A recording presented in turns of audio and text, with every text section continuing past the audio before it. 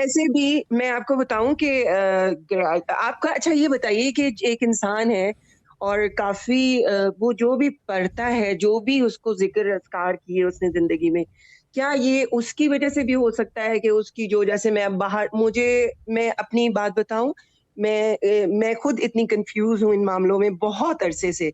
मैं ना इतना अल्लाह ने मेरे ऊपर करम नवाज़ी की है मैं सिर्फ़ नमाज़ में शुक्र अदा करूँ तो वो भी कम है कम है, कि कोई दुआ नहीं। सही बात। लेकिन शाह साहब ऐसा क्यों होता है कि आप चाहते हैं कि आप यहाँ से जंगलों की तरफ चले जाएँ, जब आपको ऐसी अता होती है कि आपके इख्तियार में नहीं होता और अल्लाह आपको कर रहा होता है। लेकिन फिर ये दुनिया के आपके फ़राइज़, आपके बच्चे आपको कन्फ़ाइन कर देते हैं। लेकिन फिर एकदम से आप बहुत मुश्किल स्टेप होता है वो।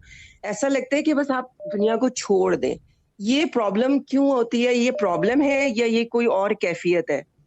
पता नहीं मैं समझा पा रही हूँ, नहीं पा रही हूँ, कुछ आदमी अपने आप को पागल सा हाँ, समझने लगता है। नहीं मैं लेकिन ये आप आपको एक मिनट मैं एक बात बता दूं कि पागल सा समझने नहीं लगता। अगर आप ये सोचेंगे कि बहुत कम लोग दुनिया में ऐसे होते हैं जो कह सकते हैं ये बात लाइव हो या ऑफ एयर हो या कहीं भी कि उनके घर कोई पागल हुआ है, वो बोलेंगे नहीं हमारे घर हमारे दादा पागल हो गए। तो हम इस कैफियत को बहुत नहीं अच्छी हाँ, तरह जानते हैं।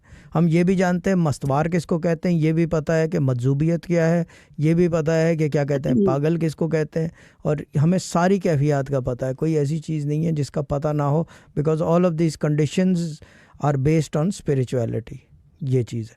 अच्छा, आप जो पूछ रहे हैं बिल्कुल। ना बेसिकली कि दिल चाहता है, देखें अगर आपका दिल फॉर एग्ज़ाम्पल जो है वो ऐसी कैफियत में चाह रहा है कि आप अल्लाह भला करे कोई परेशानी आ गई है, घर में लड़ाई हो गई है बच्चों से, शौहर से, या कोई इस तरह के चक्कर में, तो आप जो है बेसिकली दिल में सोच रहे हैं कि यार मैं इससे बेहतर तो ये है कि मैं जो हूँ क्या कहते हैं उसको जंगली में चली जाऊँ। एक मिनट होल्ड कर लिएगा, वो नहीं, नहीं। बात पहले सुन लें। हाँ, जी, जी। ठीक, कैफियत की जी, बात जी। कर रहा हूँ।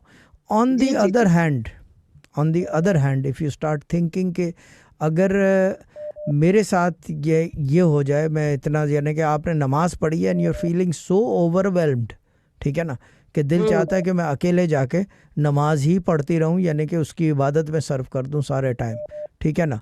तो कैफियत जी। में फ़र्क है। फिर ये होता है कि आपने सुबह उठे, आपने सबसे पहले नाश्ता बनाया, बर्तन धोए, फिर झाड़ू पोछा किया, घर में मासी ने छुट्टी ले ली थी, आपने पूरा झाड़ू पोछा किया, डस्टिंग की, मेहमान आने हैं शाम में तो उनके लिए आपने एक किस्म की बिरयानी, एक निहारी और दो किस्म के मीठे बनाने थे, और रोटियां भी घर के खाते हैं क्योंकि करीबी रिश्तेदार हैं, तो रोटियां बनाई 25।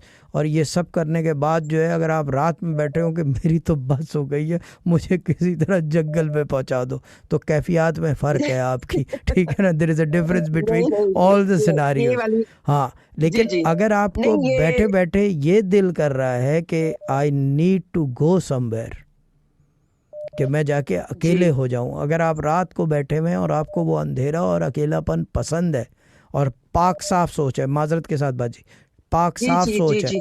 तो इसका मतलब ये है कि आपके दिमाग के अंदर वो सीड जो है प्लांटेड है, वो प्लांट हो गई है, या तो हुई है या पहले से थी, या ये कि आगे चल के वो सीड ने रूट निकालना है। अब ये नहीं कि क्योंकि 21st सेंचुरी है कोई जंगल में नहीं बैठता अब, ठीक है ना। नहीं सिर्फ ये जो आप ठीक एक कह रहे मिनट, हैं सिर्फ जो अफोर्ड कि नहीं कर सकते वो जंगल में बैठते हैं, बाकी कोई अफोर्ड कर सके तो वो जाके जो है क्या कहते हैं उसको प्राइम मिनिस्टर सेक्रेटेरिएट में बैठे।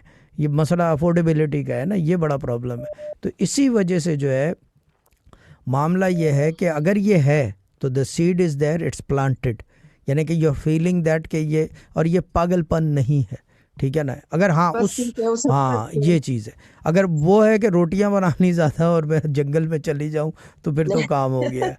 ये